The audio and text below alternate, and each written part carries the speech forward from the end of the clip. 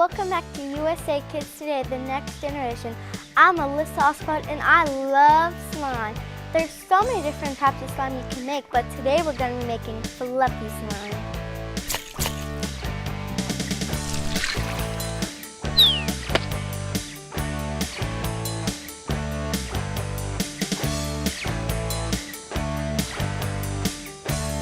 Hi, welcome back to USA Kids Today, next generation.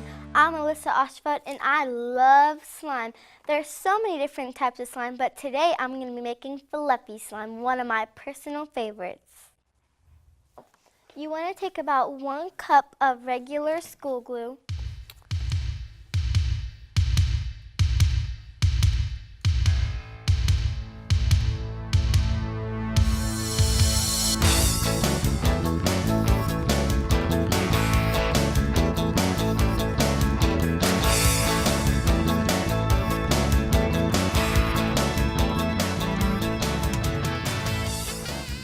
So we're going to get our shaving cream.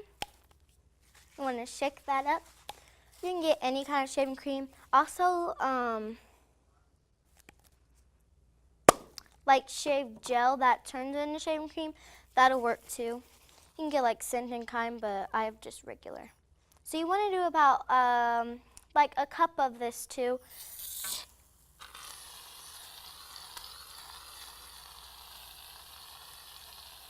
You want to get them about the same. You can add a little bit more if you want it to be super fluffy, but I recommend just doing that. And now we're going to take about 3 to 4 pumps of foaming hand soap. You want to make sure that it's the foaming kind and not just regular. Then, just to give that extra fluff, then we're going to take some regular lotion. I have some regular body lotion. You just want to squeeze that in. You can do scented lotion to make it a little bit more, make it kind of smell good. For this, there's really no particular amount. You just the lotion makes it stretchier. So if you want your slime super stretchy, then add more. But if you don't, I'd probably go about 6 squirts maybe. So then this part is optional too, but when you whenever you put dye in your slime, you want to make sure that you don't put too much in there because it can stain your hands. Just got some on me. It's also good to keep a towel there in case you have some mess ups because I just got some dye on me. Which, I mean, it does get messy, so either way you'd want to keep some around. But the bigger your slime, the more dye you can have. So today I'm going to make some orange slime.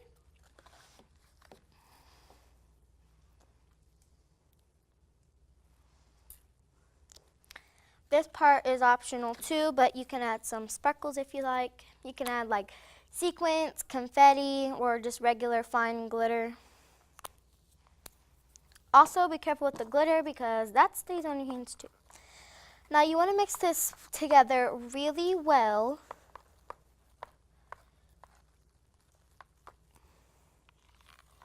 You can add dye and sparkles later on, but you just want to add it when you're making it because it's less messy and it's just a whole lot easier. I like mine to be a little bit darker of an orange, so I'm just going to add a little bit more.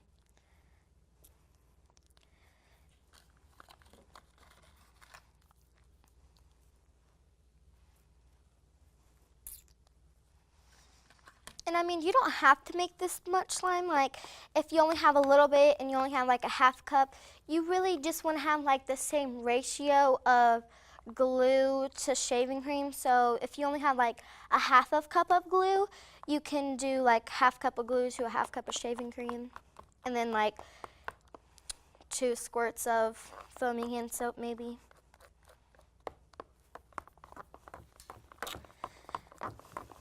Sometimes this can take a while. See, once you get it kind of all mixed, you realize oh, I want more color. Oh, I want some more sparkles. Or maybe this could use some more shaving foam. So you just kind of add it as you go.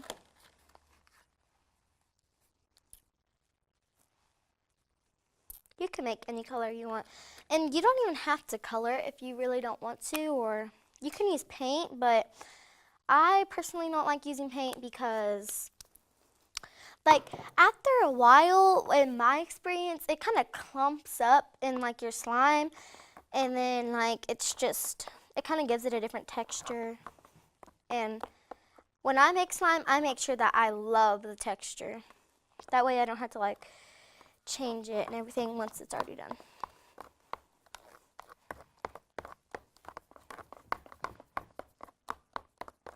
So you want to make sure this is really, like, thoroughly mixed.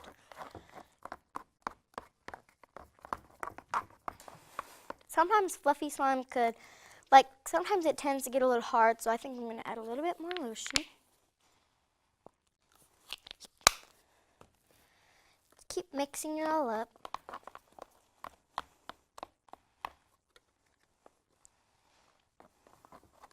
And sometimes you don't always get the color that you want, but it's kind of like a cool color. Like, this is kind of a peach, and I wasn't necessarily going for peach, but I kind of like how it looks now that, you know, I see it. So now, the last thing is our activator. Today, as my activator, I'm going to be using borax. I made my solution, put it in this bottle so that I didn't have to keep using it every single time. It's just an old hair dye bottle. But a cool thing about this is it doesn't let a lot come out at once, because when you're using activator, you don't want to use a lot because you could overactivate your slime. Plus, sometimes you want to mix for a little bit because sometimes the reaction can take a while to happen. But borax, to me, like, since this is a chemical, I like using a half a teaspoon to 1 warm cup of water. Now, you don't want to do too much because then it might get too strong, but I just want to be on the safe side since this is a chemical, and some parents don't let their kids use borax because of the fact. So there's also saline solution or contact lens solution, and then there is laundry detergent, but that doesn't usually work too well for me whenever I try to use it. So I just use this saline solution or the borax. So you just kind of want to mix it slowly. And I know sometimes it gets clumpy when you mix it like that. Don't think that you ruin the slime because it's slowly working its magic. Sometimes you want to scrape the bowl because, like, stuff gets left over, like you have some extra food dye or shaving cream or sparkles that didn't get mixed in. And like I said, that stuff is optional, so you can just leave it like a plain white, you know, texture. Sometimes I like doing that too because it kind of makes it look like snow. Like, I made some regular white fluffy slime here, and I mean, I kind of like this because it kind of looks like snow whenever you do that, but I'm gonna just make it look like orange. So when you get rid of your slime, because I know sometimes you're like, oh, well, I have all this new slime and then I have this old slime that I don't even use anymore. When you get rid of it, you don't want to throw it down the drain because it, like, will clog your pipes, and then you'll get in trouble. You're like, your parents will be like, you never make slime again. And you'll be like, oh, man. So the best thing to do is just to throw it in a plastic bag and throw it in the garbage. I don't recommend throwing it outside either because people could step in that. Like, oh, I'll just throw this in my yard.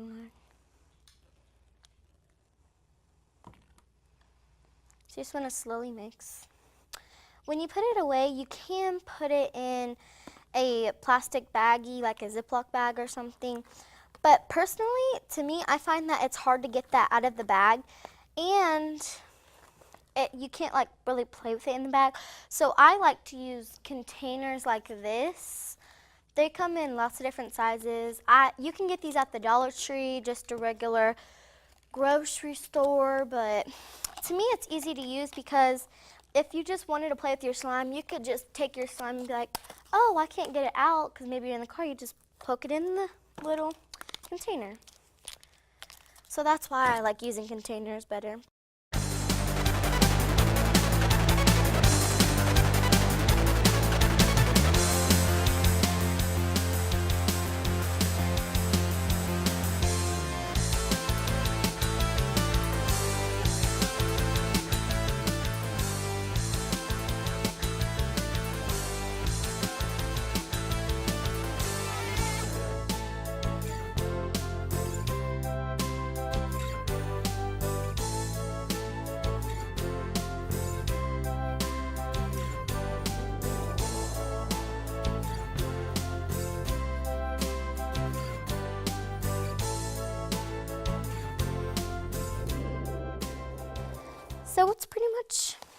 to the texture that I like it. So I think it's good. And now, one of the best things that I love about fluffy slime is that it's so pokeable. So you can get this on your table.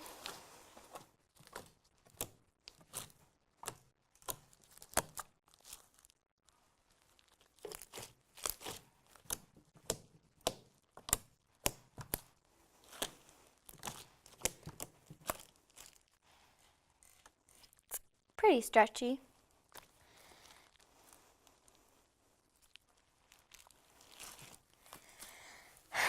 So yeah, this is Alyssa Osterfeld on USA Kids Today. Don't get too sticky.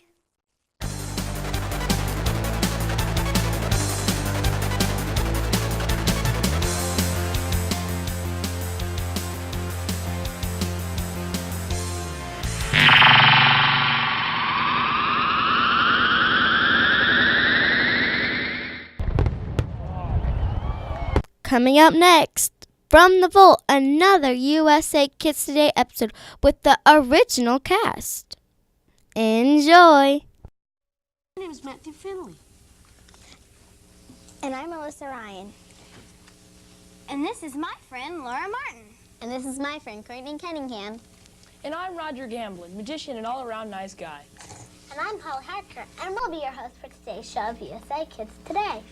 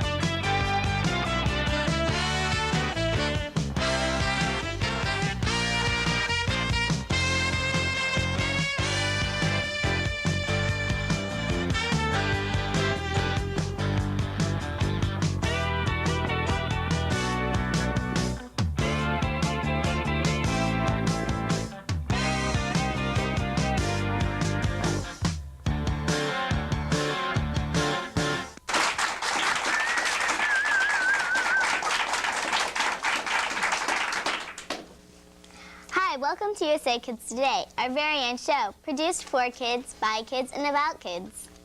We have a neat show planned for you today, and here to help us is Jim Bucher. Bucher! From Channel 2 News. Well, you know, that was close. And you are Marvin, right? No, you're Matthew. I'm just kidding. I'm just kidding. How you guys doing today? Glad you invited me on the show. Thanks a lot. We're just peachy. You're just peachy? Yes. Well, I'm glad to be here. So, Jim, exactly what is it you do? Well, I do just about everything at Channel 2. I'm a photographer, and a lot of the things you see on Channel 2 News, I am standing in front of the camera, but there's no one behind the camera because I set the camera up on a tripod and stand in front of it a lot of times. And I do reports. I do Two on the Town, which is an entertainment segment, which tells you some new movies that are out or a new play to see or something like that. And Booker's Beat is just kind of a crazy thing. I like to get out and just let loose, kind of like you guys do here. So, and I understand you guys get out a lot too and do cover a lot of festivals and that type of stuff, right? We have a story by one of our USA Kids Today reporters. Yes, a Smart Facts report by Bridget Ribeling on the fighting art of jiu-jitsu. She and other kids are learning how the discipline of the mind and body go together. That report will be coming up a little later on our show. Mr. Bucher, are you doing anything special for Earth Day? We're probably just going to celebrate at home quietly with cake and ice cream and birthday presents, probably. Yeah. You have birthday presents and cake for Earth Day? Oh, Earth Day. I'm sorry. I thought you said birthday. I'm sorry. I messed that up. Should we re-roll the tape and start that again? No, I'm kidding. I thought you said Earth Day. Sorry about that. You did know that April 22nd is Earth Day. Yeah, I did. You know, and every year we gather all the trash around our house and we put it in the car and drive around and throw it out the windows. So now I'm kidding, we don't do that. You know, we recycle. I live in the city of Dayton and we do a lot of recycling. So we're very conscious of the fact that we need to do more to get this stuff out of our landfills and keep reusing it, because when you guys have kids, there might not be any room left to throw the trash. So it's good to get out there and recycle. Well, in honor of Earth Day, we decided to bring in some guests who would tell us how to make sure to help our planet, good old Mother Earth. We invited our friends from Allwood Audubon Center and Farm and a special surprise guest. Mr. Booker, do you know who our surprise guest is? I'm not sure, but I have a hunch who it is. You do? How do you know? Did a little bird tell you? Well, not a little bird. Actually, it was a big bird. Well, let's meet our first guest, Liz Kaiser from the Montgomery County Solid Waste District. Hey.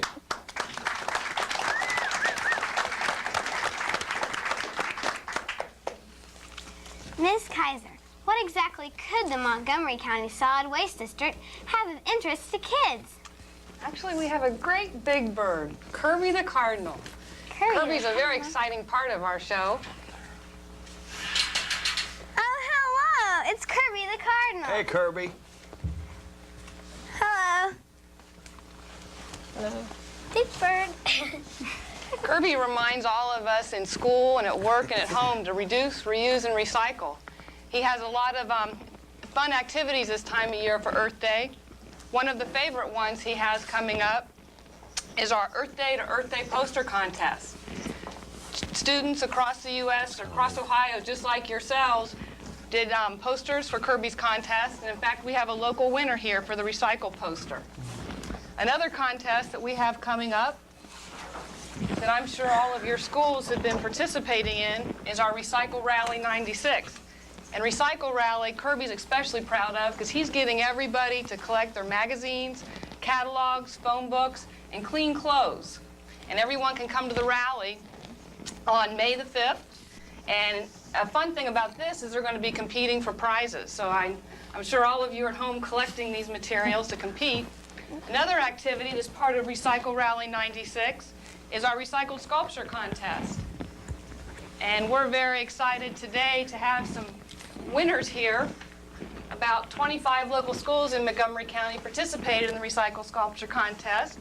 Ryan, can you tell us a little bit about your sculpture? I believe it's right here on the end, the silver. Right there is the space scene. Uh-huh. Can you look in there? They got these domes, and they got little people walking around on the outside. They got buggies. They got some ships, and they got some planets hanging from the ceiling. That sounds very stars all exciting. over. What type of recyclable materials did you use in your sculpture? Well, I used plaster, and I used copper. I see some familiar items that maybe you found when you're getting ready for a meal at home. I see some tin cans. Oh, those are for telescopes, so you can look in to see the space scene. Okay. Let's see about Allison. Now you have a sculpture, Allison. I believe yours is here on the end. And can you tell us what your sculpture is and what type of recyclables are in it? Mine's a horse. Looks like you used some paper for the mane. And are those, gosh, the legs must be pop cans? Yeah. That's really neat. And Heather and Stephanie, your sculpture's in the center. What type of recyclables did you use? Cardboard, some newspaper, and plastic. Are these items that you're able to recycle at home in your programs? Yes. Okay. And we have some other students here that have done sculptures. I don't believe your sculpture's here, but can you tell us what the sculpture is? It was a Formula One car. That sounds neat. Now, will you be bringing this to the rally? Yes. All of our winners for the sculpture contest will be at the rally on May 4th, and they'll be competing for a countywide contest.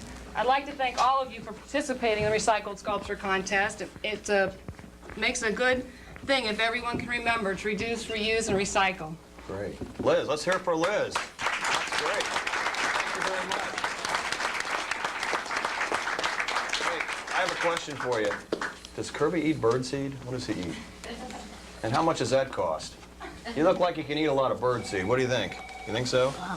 So what keeps Kirby happy is if everybody recycles. Okay. Thanks, Curb. You get to put him back in a cage or anything, or not? No, he's not going to fly away or anything, all right? All right, Matthew, what's up? Quite a nice bird dinner. Yeah. Well, you know, there's so many things we need to change about our lifestyle if we want to save our Earth for future generations to enjoy. You're so right. And this next message sure gets that point across. So stay tuned and we'll have that report from Bridget Rivaling and we'll introduce you to our friends from Allwood. You know, excuse me. You know, a little bird told me what's happening up at Allwood Audubon Center. A little bird. Well, it was more a medium-sized bird. A medium-sized bird. Well, actually, it was a pretty big bird. Well, really, it was a huge bird. Well, not as big as Kirby. But it was a really big bird. A really big bird, huh? Sometimes I wonder about you, Holly. We'll be right back.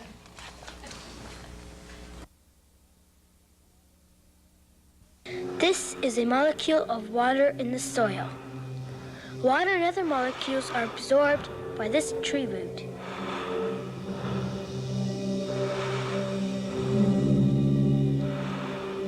Inside the tree, the water moves up the trunk, through a branch, and into a leaf.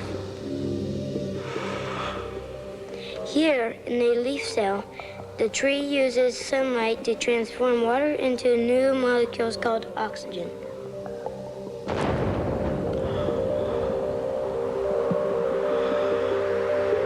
Trees and other plants release millions of these oxygen molecules into the air every day. It's the very same oxygen that you and I breathe. Say thank you. Protect the forest. Oh, beautiful, for spacious skies, for rainbow waves of green, for purple mountains majesty, above the fruited plain. America, America, God shed His grace on thee, and crown thy good with brotherhood, from sea to shining sea.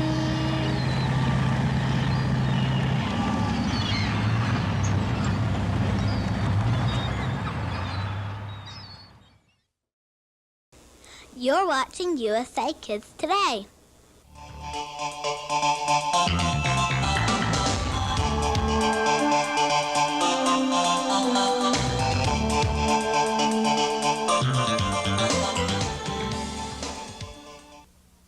Hi, I'm Bridget Rivaling, reporting for USA Kids Today, and I'm at the School of Fighting Arts.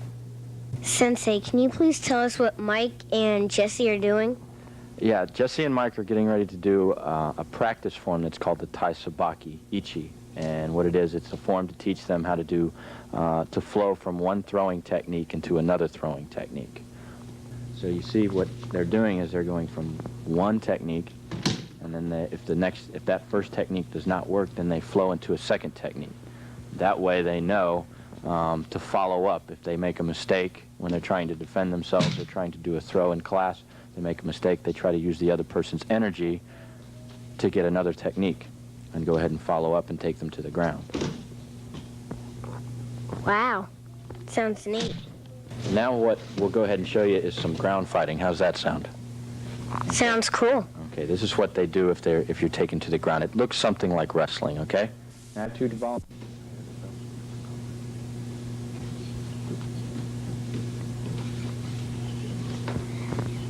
Sensei, Yes. why are their belts different colors? Well, each belt denotes a different skill level. So you start at a white belt, and a white belt is basically a beginner. And then you move, once you learn a few techniques, you're tested over those techniques, and if you pass the test, you get a yellow belt, okay? And that means that you're not a beginner anymore, you do know some martial arts, okay? And as you progress up the system, you learn more and more techniques. So by the time you reach a black belt level, you know a lot of techniques. In fact, in our system, you'll know over 200 techniques. Okay, whereas when you test for yellow belt, you only learn maybe 20 techniques. So it kind of progresses. Wow, that's cool. How long does all this take? Well, it varies depending on each individual. Everybody has a different level of commitment to their training, but the average person, it takes about 4.5 years to get their black belt, okay? And then after you reach black belt level, that doesn't mean that you stop training. That just means that you've got a little bit more training to do. You've reached a peak, and then you work from that peak to a new peak, okay? But everybody kind of sees the black belt as the highest level when it is really not. There's different degrees of black belt. Sensei, can you please tell us what they're doing now? Okay, well, they're practicing ground fighting, and ground fighting is one of the ranges of confrontation that we work on. They try to get one another in a position where the other one can't hurt them. It's similar to wrestling, but at the same time, we don't worry about trying to pin the shoulders to the ground. We worry more about checking the hands so that they can't punch you or strike you to the face or chest or poke you in the eye or pull your nose or something like that. So they work into positions of advantage. When they get more advanced, they'll work into what are called submissions, where you force the person to submit. In class, we tap the mat when we submit. And if they ever get in a position out there where it hurts, they'll tap the mat and tell their partner to stop. But ground fighting works a lot of sensitivity, and it's also a very enduring exercise, so they work their cardiovascular. You notice they're breathing hard just a little bit out there. So they get a pretty good workout from it. Sensei, can you tell us what the word hajime means? Hajime is a Japanese word that means to start. Okay, so when they're doing their activities, I'll say hajime, and that means that they need to start doing whatever they're supposed to be doing, whether it's an exercise or a technique or they're sparring or ground fighting. Okay, now if I want them to stop, I say mate. Okay, mate is another Japanese word that means to stop or hold. Okay, so they'll stop what they're doing, and we'll either, if it's in a classroom atmosphere, we'll stop and go to the next technique, or if they're doing more of a sparring routine, they'll stop and they'll rotate partners, get somebody new to work with, okay, and then we'll start again. Okay, you want to see something different now? Sure, I think the folks at home would like that. Okay. Mate. Good job. Bow to one another. Bow to one another. Have a seat. See the mic.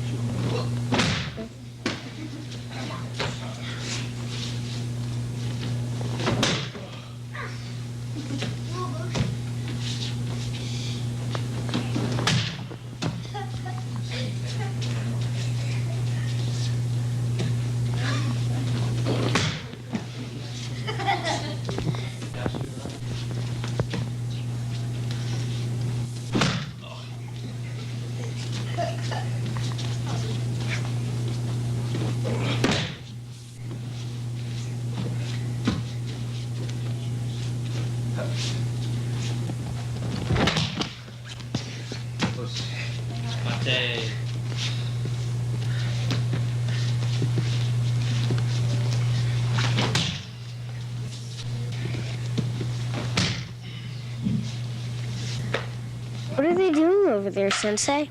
Okay, right now they're practicing a stick routine that's called Cinco Terres, okay? Cinco Terres is a long-range stick routine where they practice a pattern. It develops hand coordination, okay? It also helps them memorize certain patterns of techniques, okay? At the same time, it's teaching them long-range striking patterns with a short stick, a stick that's 2 feet or smaller, okay?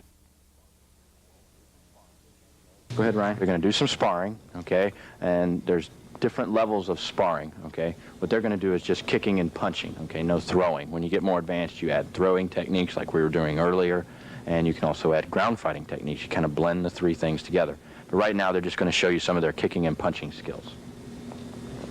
Now, the targets that they practice hitting are to the sides of the head, where you see the headgear, okay? They also practice hitting to the chest and the sides, the abdomen, as well as to the soft tissue in the legs to try to frog someone's legs. Now, the things that we try to emphasize in class are keeping the hands up, trying to block just as much as you punch, because a lot of times beginners like to get out there and really mix it up, so they punch more than they block.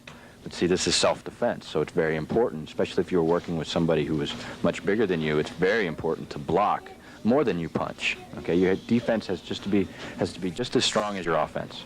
Okay, so this is an exercise where they can practice both offense and defense, punches and kicks, as well as blocks. You'll notice that they're not going 100%. They're not trying to hurt one another. They're just trying to practice. How does martial arts affect training the mind? Well, with everything physical, there's a mental side to it, okay? With martial arts training, there's a definite mental discipline that has to be learned.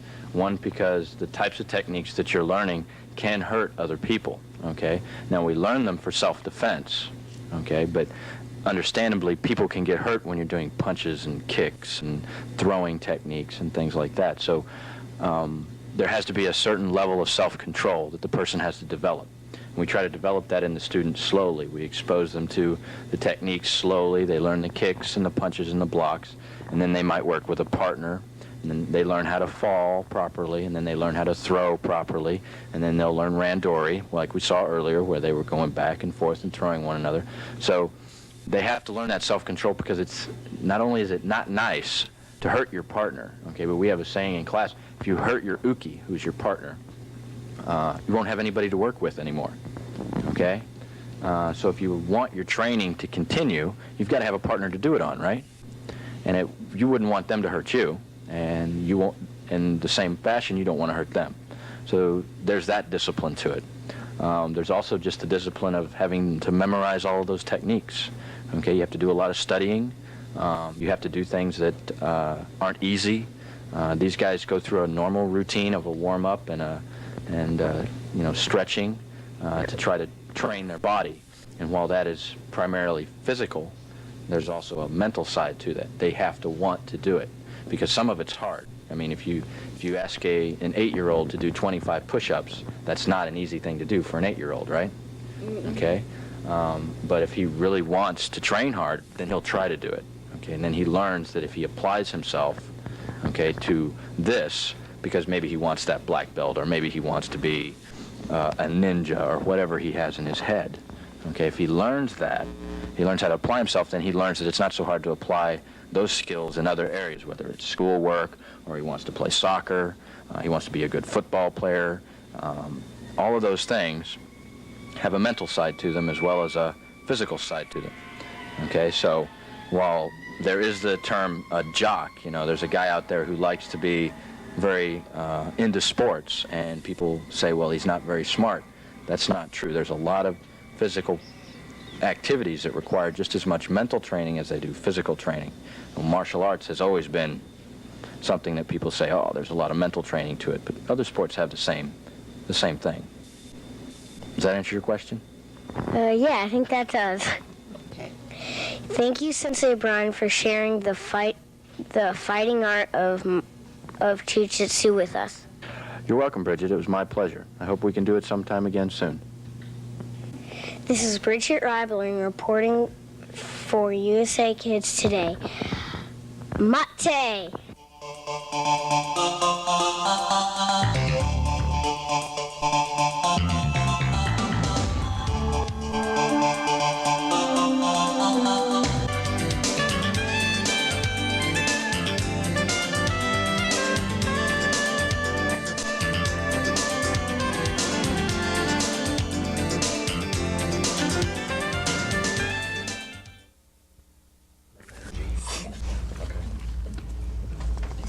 Hi, we're back, and we just watched a Smart Effects report from Bridget Reibling. She did a great job. Well, our friends from Allwood are here. Bruce Blendine and Jennifer Lokai, our naturalists from the Allwood Audubon Center. And with them are some junior friends from Allwood, Leslie Williams, Matthew Slattery, and Valeska Craigley. Matthew, Leslie, and Valeska are ants. Ants? What do you mean, ants? Ants. A-N-T. Stands for Allwood Nature Teams. Oh, I get it. Ants, Allwood Nature Teams. Valeska, can you tell us about ants and how you get involved? Well, actually, I got involved in Allwood before ants even existed. For my school was having Kindness Week, and I had to do a project, so I decided to work at Allwood for a week. One of the first things I did was collect water samples from Muskrat Marsh, a wetland at Allwood. Then I worked at Wildlife Fest. There, I worked in children's activities where you could make hats, paint your face, and finger paint. Myself, I made the hats for the children. Then during the summer, I worked at Summer Adventures, which Matt will tell you about later. We got so close during the summer that we were very upset when we had to leave for school. So ants began. Leslie, could you tell us about ants? Ants is a group of kids and they range between grades 6th and 9th.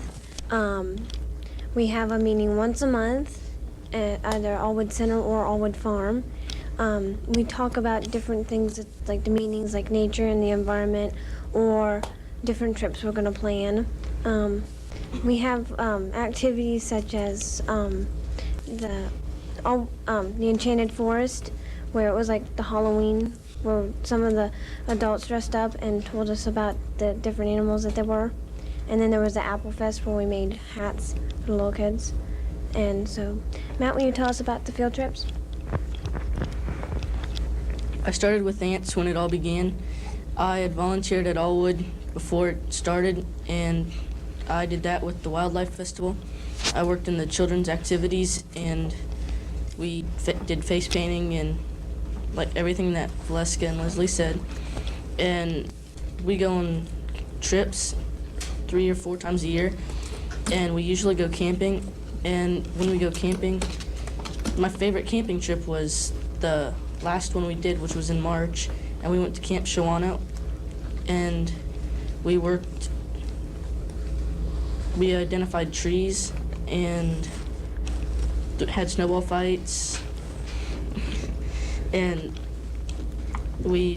another thing we did this past year was we decorated the farm for the holidays and with natural things and stuff.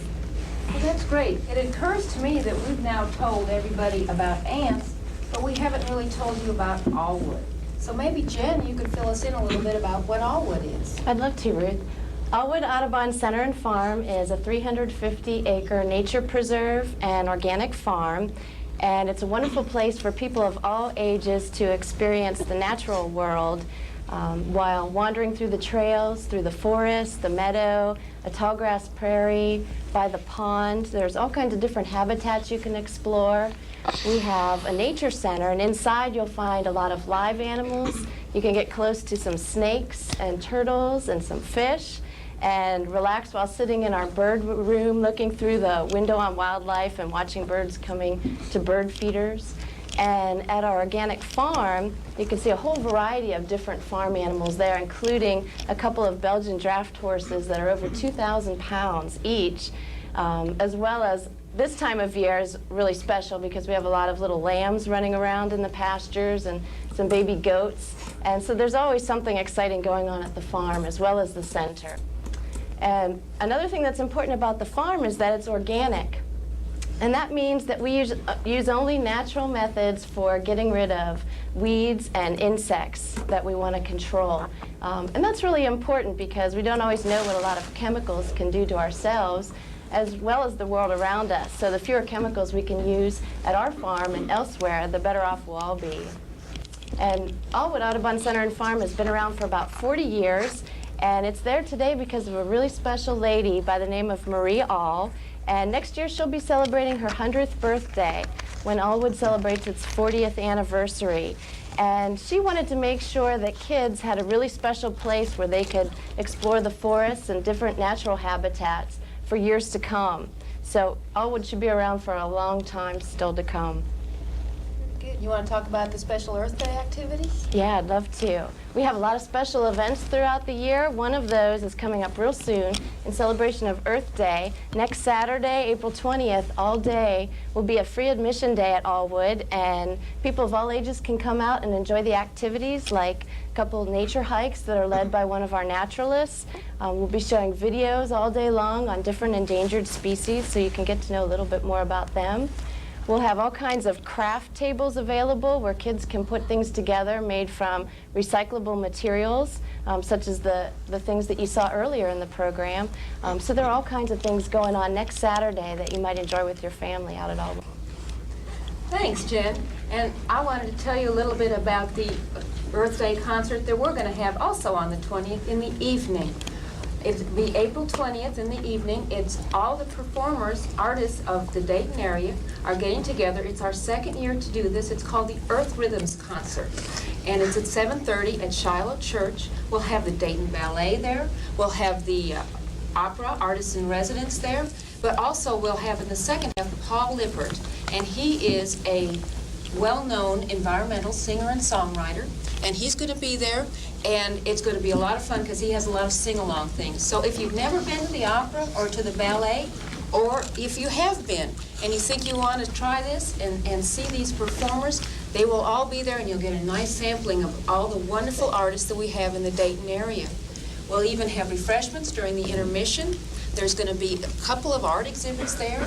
And at these art exhibits, some of them are by the students of Helke and Valerie and Lowe's Elementary School, and some are by professional artists. Once again, at 7:30 on the 20th, it's at Shiloh Church, and that's at North Main in Philadelphia. If you have any questions, you can always call Allwood at 890-7360, and we can answer any questions you have about the concert. Great. You know, when we do Two on the Town a lot, we come out to Allwood and do some neat things. And I'm kind of biased, I think, because I grew up and came out to Allwood as a kid. I've got a picture in kindergarten out there with my first girlfriend, who, well, she just blew it and broke it off with me. But at any rate, and there we are at the farm and all the animals around, and I have some really neat memories of that. And what else is neat about it, it's so close to the city.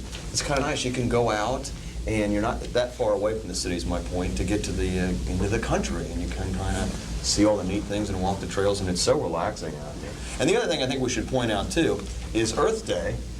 We should celebrate Earth Day and practice Earth Day year-round. We shouldn't just do it the one day. We should recycle, and we should be careful with, you know, in the summertime as far as mowing the lawn and that type of thing, and listen to what some of the pollution control people say, that, you know, don't do it during the day, and watch our activities and this type of thing. So we should be practicing that all the time. So I just got on my soapbox there. Ms. Lundeen, what did you bring to the show for us today? Well, you're right. Like Jen said, we have lots of animals at Allwood, and they help us out with our different programs with the school groups that come through. But first, I wanted to tell you a little bit about another event that we have coming up, and that's our Wildlife Festival. Wildlife Festival is May 4th and 5th, the first weekend in May, and it's all day, those 2 days, Saturday and Sunday, at our farm.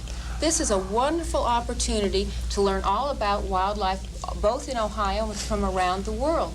On Saturday, the great cats from Cincinnati Zoo will be visiting. There'll be a cheetah and a tiger and other animals of the cat family. And on Sunday, we'll have the amazing wild animals, and there's things like a cougar and a honeybee bear, and different things that you would like to see. And there'll be acts every hour on the hour, and lots of exhibits, lots of booths with arts and crafts, and also lots of wonderful food, always good food. So we like to eat, right? So we'd love to see you all there. And that's at our Allwood Farm, and it's just 2 miles west of Dayton Airport. And once again, if you want more information about that, you can call us at 890-7360. But our big special event this year with the Wildlife Festival is our special guest, and I'm not going to tell you about him. I'm going to show him to you because he came by and visited in January, and we have a video of him. So we'd like to introduce you to Vidor, an Andean condor.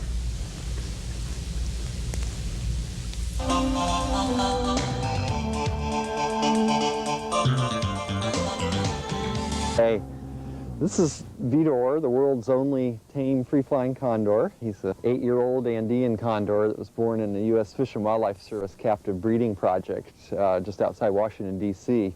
And his grandparents were the kind of the prototypes for learning how to breed condors in captivity. This Andean condor is endangered, but there were always more of them than our so-called California condor, so they thought they would experiment with the Andean condors. The irony of it now, though, is we went from a low of 27 California condors 8 years ago, and now there are over 100 through captive breeding. But the Andean condors' numbers are dropping. It's hard to get a good estimate of their numbers. You want to hop up, Dee? Come on, hop up. Good. And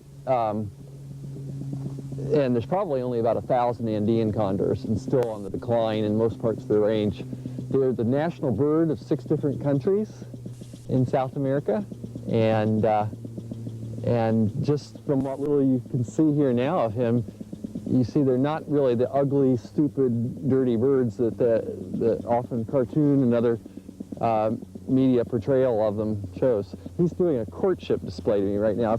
He doesn't have a voice box like most birds do, so he's making that noise just mechanically with his breathing. And you also notice he's turned more yellow while he's courting me, too. His face will go back to more pink and purple. It's not as heavy as he looks, but he is 2.5 times as heavy as an eagle. He weighs about 28 pounds, so it makes him about 10 times as heavy as your average red-tailed hawk. And I don't even have to wear gloves with him. I'm doing that partly because it's cold this morning.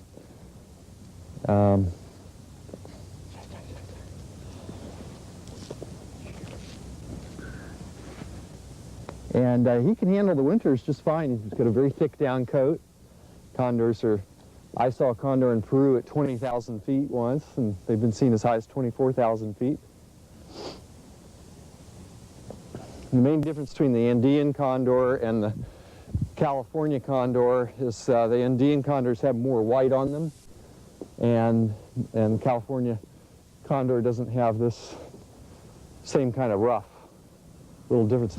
Peter, no. He wants to jump up on your car.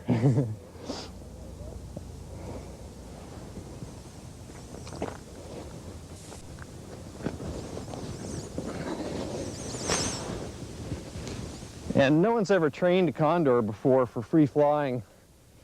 And so one of our secrets to success with him is getting him comfortable enough with us that he lets us carry him like this.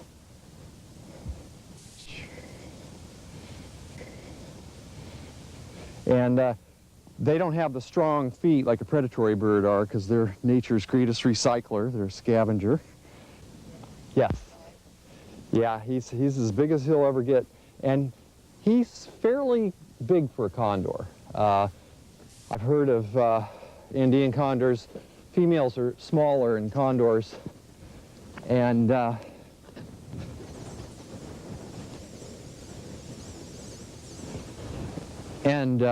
I've heard of them ranging from about 20 pounds up to 32 pounds.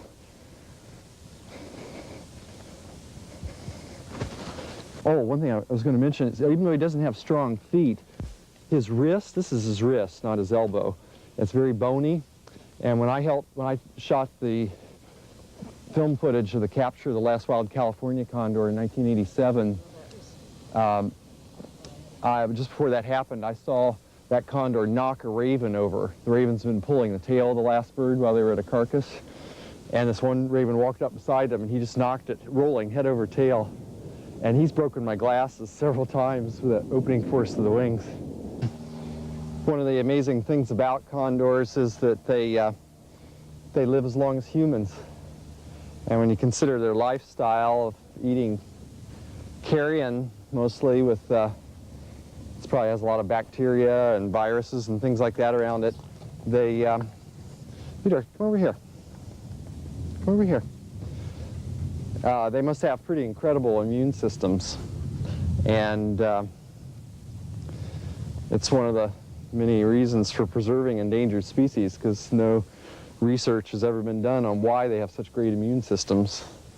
Yet they might hold some keys for human medical science that would, since we're having so much problem with immune resistances developing in different things. And only the males have this caruncle on top of the head. The females have a smooth head, but the females have beautiful ruby red eyes. Fedor, come. Good bird. He doesn't come on command usually, but with no wind, it's really hard for him to get off the ground. Fedor, come. Good bird. Yeah, he's been so cooped up the last 2 days. Good bird.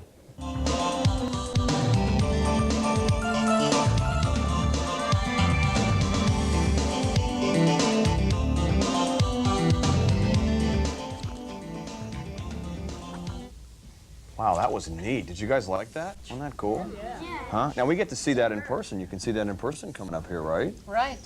May 4th and 5th at the Wildlife Festival at Allwood Farms. It looked very tame, too, is it? Yeah, he is. Vidor, in fact, is a second generation captive bred Andean condor, and his owner that we saw there in the picture is actually the first intern that Allwood ever had. Oh, so that's our isn't connection. that something? So he's bringing back his bird, and that bird can live 80 years. Wow. So actually, he has listed the bird in his will of who will get the bird when he dies. Because the bird will outlive him. Outlive him. That's kind of sad. You know, it looks like you guys have been over to the Museum of Natural History, haven't you? You guys remember the turkey vulture over there? Huh? It's in a cage by itself, and it's a mean little guy. But it's kind of related, right? You're telling me? Well, I mean, one's not a cousin and the other's an uncle, but they're related. The family is related, right? Yeah, and I've got a story to tell you about that, too. I don't think I should get into it. But anyway, when I was a kid, when I was your guys' age, I cleaned the cages over there at the Museum of Natural History, and that thing caught me, pecked my head, and haven't been right since. So that explains that. And every time I go over there now, I mean, that bird will live to be a long time, at a ripe old age, I should say. And every time I go over there, it still looks at me like this. Like it wants to peck my head again. So, but anyway, that sounds neat. The festival sounds neat. And you guys should get out to Allwood more, because it's a great place and it's for everybody to see. Hey, now you guys got some things over there for us? Yeah. Out of this balloon, I was going to, in honor of all these birds, I was going to make a nice balloon. Oh, okay. Here. Now, this is one of my secret balloons, so I'm going to have to turn away from where... Oh, it's secret stuff. Is that what you're doing? You're hiding it from us. It's a blue jay. Oh. Well, first of all, I want you to meet somebody. This is an endangered species. This is Snowball. He's a harpseel. He's an endangered species. And why he's endangered is because hunters keep killing him for his fur. And this one's dead because he's been stuffed, obviously. And I do have some jokes. Okay. Why did the cat cross the road? Why? Because it was chasing the bird. Okay, I'll try again. That's good. That wasn't... Why did the bird cross the road? Because the cat was chasing him? Yeah. Okay, I'll try again. Why did the ants march across the road? Why? To die. No, to get to Allwood Nature Center. Oh, you guys do march, don't you? That's right. Well, Jim, we had brought one of our animals here today, as we promised, so we thought now we might bring her out. What a beautiful Let Jen bird. tell you a little bit. Yeah, Jen, we'll keep you right in the middle there. You know, it'll stay, hang right there. What a beautiful bird. Yes, Wait a minute, is that on the quarter? Let me get a quarter out here. Is that on the, what is that? What is that? Oh, that's the eagle there. Okay. Well, Yeah, a relative of this bird. This one's called a red-tailed hawk, and you can see how it gets its name with that beautiful brick-colored tail. This is a fairly common hawk that can be found in Ohio. If you keep your eyes open as you're driving down the road, you might see these birds sitting up on top of a telephone pole or maybe in a tree. They're really pretty common, one of the largest hawks in this area as well. They belong to a whole group of birds called birds of prey, or raptors. And raptors are animals that eat, or birds that eat other animals, basically. And this bird eats a whole variety of things. She eats a lot of rodents. That's probably her favorite thing to eat, lots of mice, maybe some rabbits or squirrels, sometimes reptiles and amphibians, or some insects as well. So she eats a lot of different things. And occasionally, too, she might eat another smaller bird. So she's got a pretty varied diet. And she's got a lot of special tools, too, to help her in catching her food. For one thing, take a look at her eyes. She's got excellent eyesight, and they're positioned just right in her head to make her aim very efficiently. They're placed forward on her head, just like our eyes are placed. So that helps her judge depth. So when she's way up sitting in the top of the tallest tree, she can see the tiniest mouse running around on the ground. And her eyesight is probably about 8 times better than ours, though. So she can see a lot better. And watch what she can do as I move her. Watch what happens with her head. Can you see how she can hold her head really still as her body moves around? That's another special feature of birds of prey as well. So when they're sitting up in a tree branch that might be blowing in the wind, they can keep their head still and still aim very well, so they don't miss that mouse when they swoop down to catch it. And that leads me to the next really special part of her body, those feet. Take a look at those claws on her feet. Those have a special name. They're called talons. You can see how sharp they are. And they're not even as sharp as they would be if she were a bird in the wild. This is a captive bird. We keep her at Allwood because she has a permanent injury. And we have a special permit to keep her there and use her for teaching, to show boys and girls a lot of the special features that these birds of prey have and just how beautiful they are.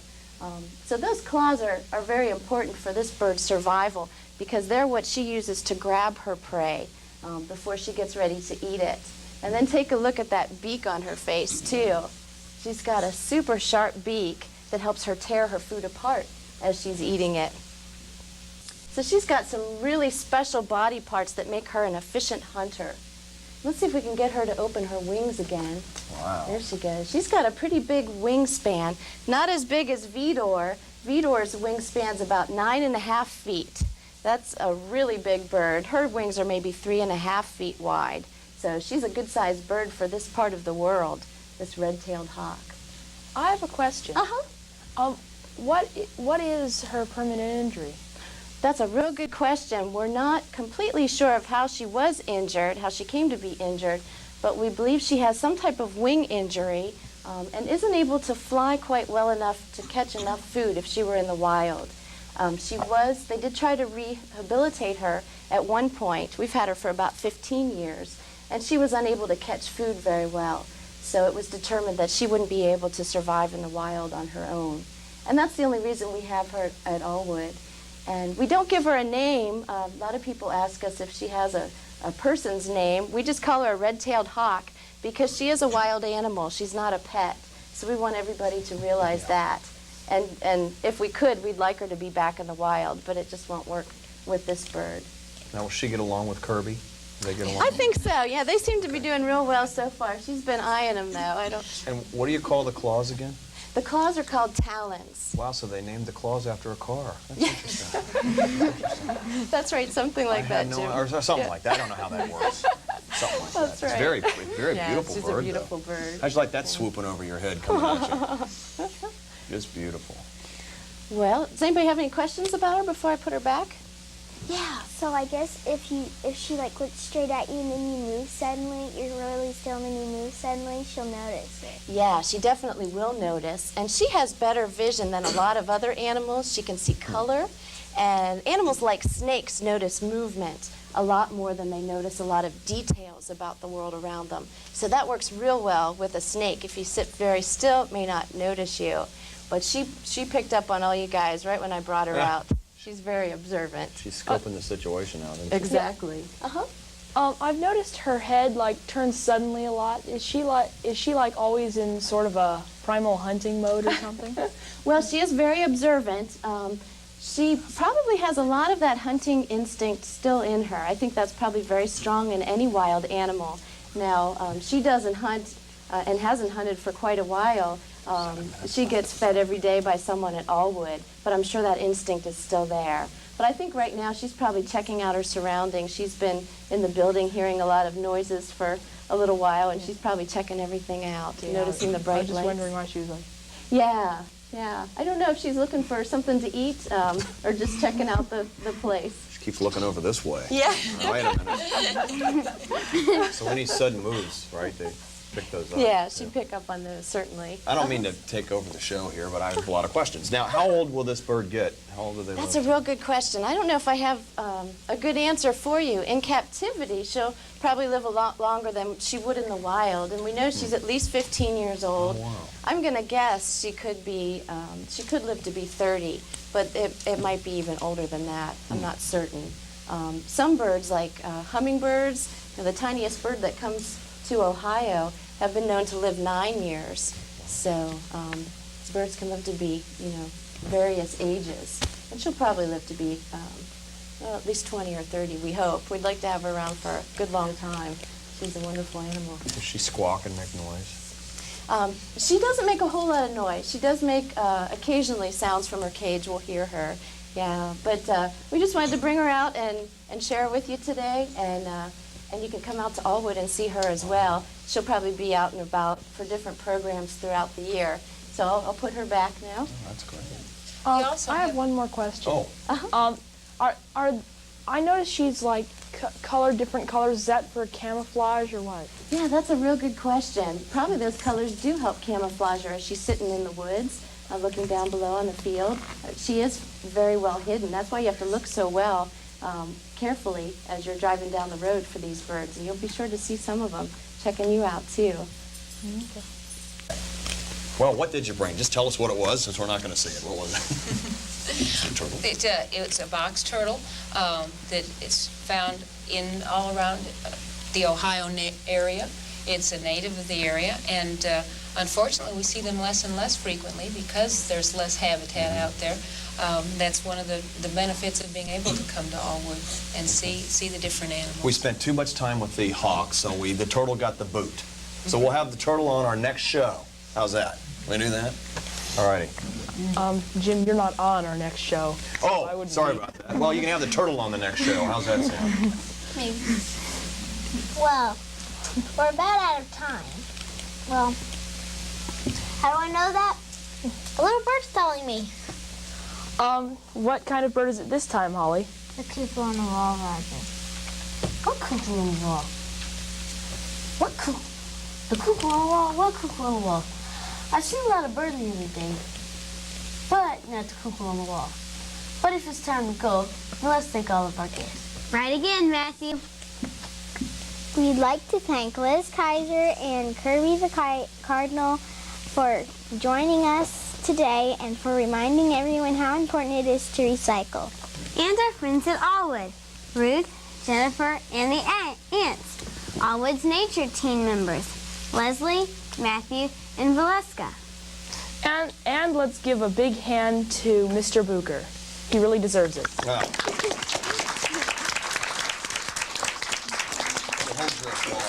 And the turtle. The turtle that didn't get to come on.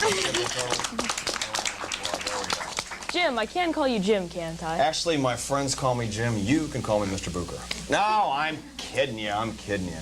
I'm just being silly. So, do you work with as many women as I do? Yeah, you do have a lot of women in here. Actually, I do. There's a lot of women I work with at Channel 2. Say, that balloon twisting, though, I mean, do you meet a lot of people that way, especially a lot of women? It seems to be working rather well. Mm-hmm. And that reminds me, on our next show, we're going to be having Vanessa Tyler. She's such a babe, and she's from Channel 7. I'm sorry, what channel was that? Channel 7. I'm not quite sure what you're talking about there. Channel 7. Oh, okay. Roger, does that mean you and I will be the only guys? I guess so. Hey, we can have Snowball on our show. Well. Jim, do you know our USA Kids Today motto? Hey, who doesn't? Let's all say it. Kids can make a difference. Kids are really smart. Kids have really neat ideas, and kids can do a lot. Like Twist Balloon. You've been watching USA Kids Today. Bye. Bye, everybody. Sayonara.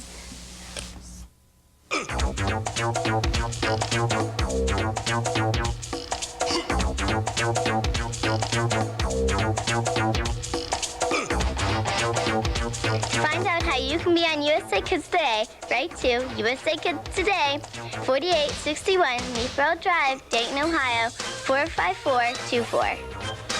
Wardrobe for the host of USA Kids Today is furnished by Fashion Bug. Manners Moment is brought to you through the courtesy of Minding Our Manners, etiquette workshop for all ages. In Cahoot's Children's Theater program at Wright State University and St. Pierre School in Huber Heights and Fashionable Clothing Stores are proud partners and supporters of the USA Kids Today program. USA Kids Today is a program produced for kids, about kids, by kids, with the aid of dedicated volunteers who encourage kids to get involved and do their best. USA Kids Today is a new view video production. See things differently.